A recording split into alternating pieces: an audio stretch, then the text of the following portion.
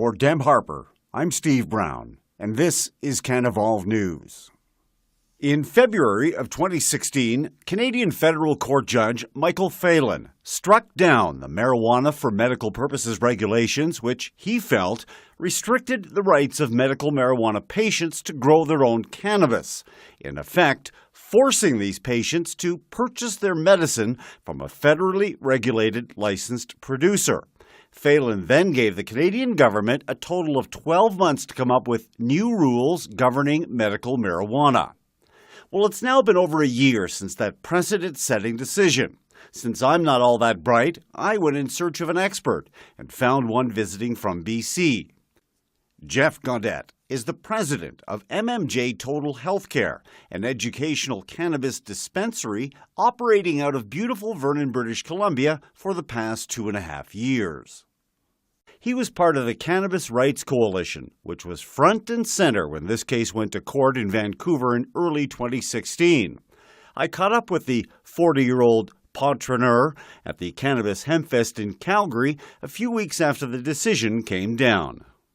We recently sued the federal government, and our decision in won our right to be able to cultivate our own plants and grow our own medication from home. And we're going to continue to move forward and make sure that all the rights of Canadians in cannabis aren't infringed on.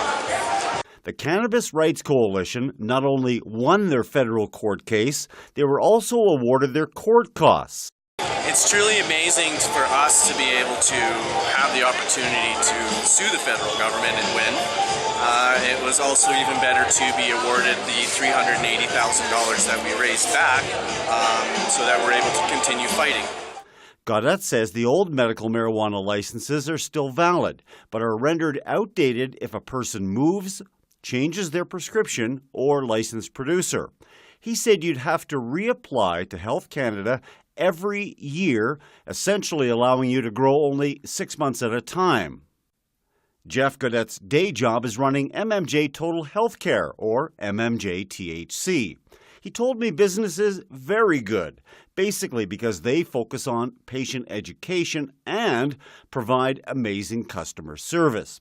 And if that wasn't wonderful enough, the Vernon-based not-for-profit cannabis company operates a charity, Hands of Hope, which sponsors patients, like epileptic children, who need medical marijuana as a prescribed substance.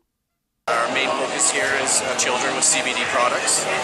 Epilepsy and autism are two common ailments that we treat. Then we try and work with war veterans, cancer patients, low-income and disability people. In less than 2 years, we've given out over $43,000 in cannabis to 130 people. Hands of Hope also does educational seminars on the benefits of cannabis for medical reasons. Jeff says they're looking to become a national not-for-profit society, working with the federal government and the licensed producers to get medical marijuana into the hands of those who cannot afford it.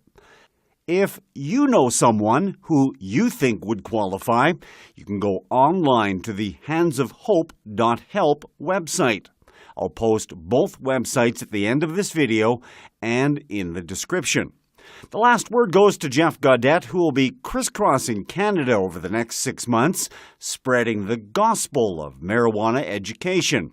And when the topic of integrity is raised, he tells it like it is. Not everyone here is out for a buck. There are people in the industry that truly care. The industry was founded on compassion, and we aim to keep that.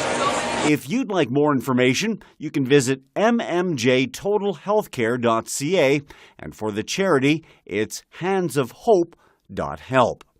For Deb Harper, I'm Steve Brown, and this is Canevolve, the evolution of cannabis in Canada.